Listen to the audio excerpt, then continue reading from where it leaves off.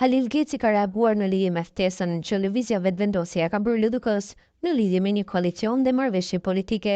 Sipas tij, kjo është një mundësi e artë për LDK-n dhe duhet që ta pranojë ofertën e Kurtit pasi është në të mirë të partisë por edhe të popullit.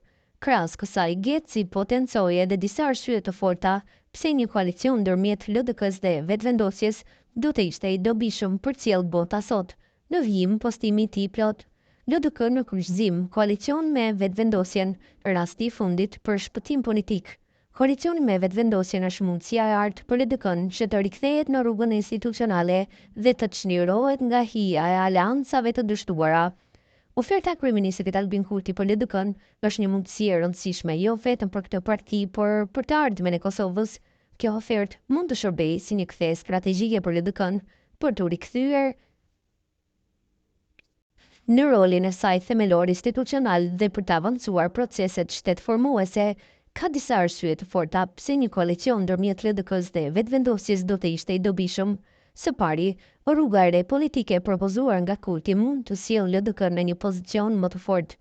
Duke qenë se LDK-ja ka ardhur nga një traditë institucionale e fortë dhe aktualisht po kalon një fazë të dobët elektorale, pjesëmarrja në qeveri mund të jetë një mënyrë për të rigjetur identitetin dhe fuqinë e saj politike.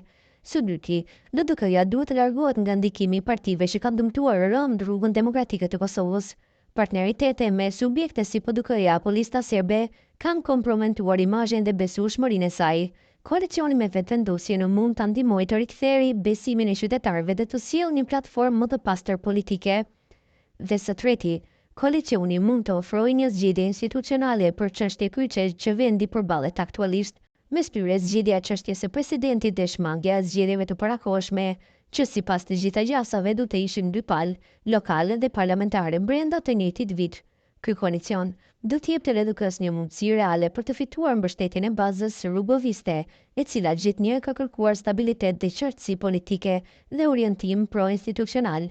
Nëse LDK-ja hyn në këtë koalicion me përkushtim të sinqert për të quar përpara procesit shtetëror dhe jo me shëllim për të tërhequr me justifikime të shpejta, ajo mund të rifitojë kredibilitetin e humbur. Për ndryshe, një sjellje e pavendosur si në rastin e koalicioneve të mëparshme mund dhe do ta dëmtojë më tej.